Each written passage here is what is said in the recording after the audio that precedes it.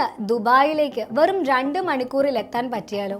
അതും വിമാനത്തിലല്ല, കടലിനടിയിലൂടെ ഒരു ബുള്ളറ്റ് ട്രെയിനിൽ. കേൾക്കുമ്പോൾ ഒരു സയൻസ് ഫിക്ഷൻ സിനിമ പോലെ തോന്നുന്നുണ്ടല്ലേ?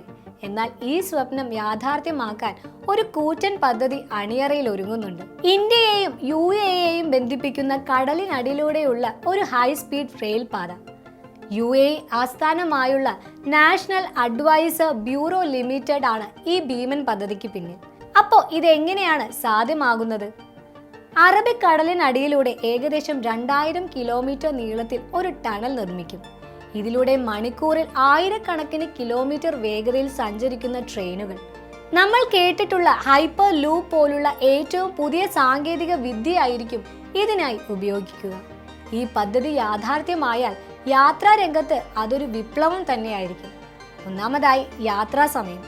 വിമാനത്തിൽ 4 മണിക്കൂറോളം എടുക്കുന്ന യാത്ര വെറും 2 മണിക്കൂറായി കുറയും.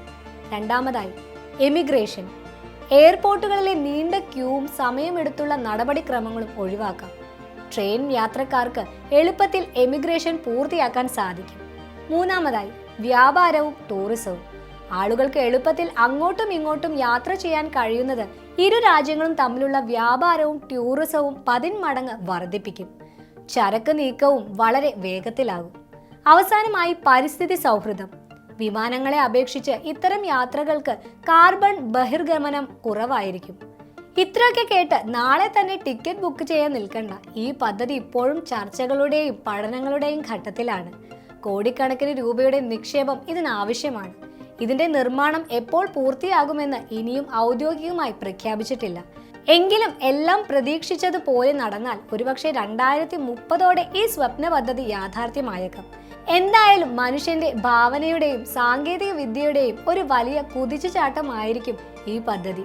കടലിനടിയിലൂടെ ഒരു രാജ്യത്ത് നിന്ന് മറ്റൊരു രാജ്യത്തേക്ക് വെടിയുണ്ട പോലെ പായുന്ന ഒരു ദിവസം നമുക്ക് കാത്തിരിക്കാം. ഈ വിഷയത്തെക്കുറിച്ചുള്ള നിങ്ങളുടെ അഭിപ്രായങ്ങളും സംശയങ്ങളും താഴെ കമന്റ് ചെയ്യുക. ഇതുപോലെയുള്ള അറിവുകൾക്കായി ഞങ്ങളുടെ ചാനൽ സബ്സ്ക്രൈബ് ചെയ്യാൻ മറക്കല്ലേ. നന്ദി.